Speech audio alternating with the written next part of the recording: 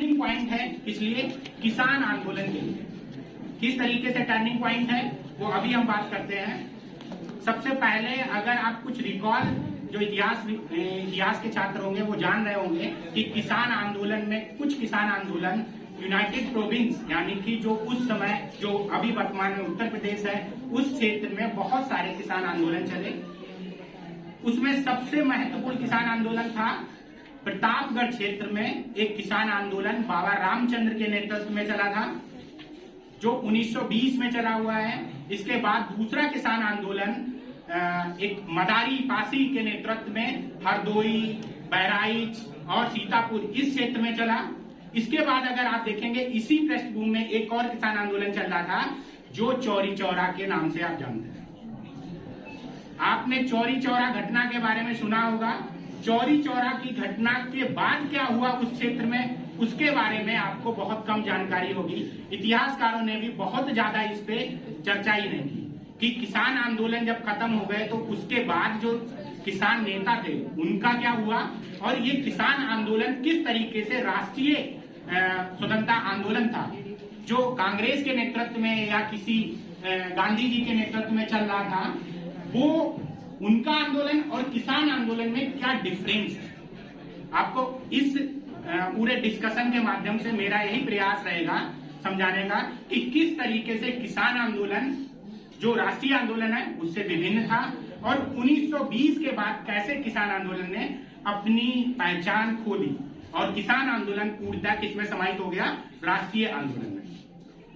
अब हम सबसे पहले बात करते हैं प्रतापगढ़ क्षेत्र में। अगर आप देखेंगे कि 1857 की क्रांति होती है।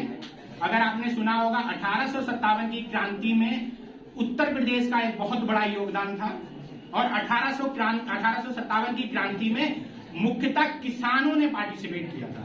या जो वर्दीधारी सिपाही थे, जिसे हम कहते हैं कि सिपाही विद्रोह भी था, कुछ इतिहासकारों ने कहा, तो वो सारे किसान परिवार से ही थे।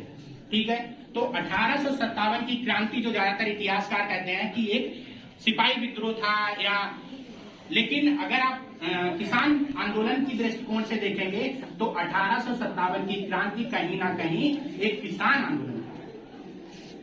क्यों किसान आंदोलन था? अब उसका आप पूरा व्यवस्था समझिए कि 1857 की क्रांति से पहले अगर आप देखेंगे जो उत्तर प्रदेश है मॉडर्न डे, ये अंग्रेजों के नियंत्रण में ग्रेजुअली आया है। ऐसा नहीं है कि एक समय में पूरा यूनाइटेड प्रोविंस अंग्रेजों के नियंत्रण में आ गया।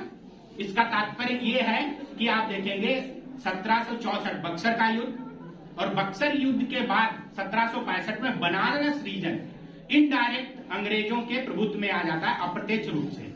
1795 में डायरेक्ट नियंत्रण में आ जाता है बनारस रीजन और इसके बाद 1801 में, अगर आपने नाम सुना हो, ये बनारस रीजन किसका भाग था?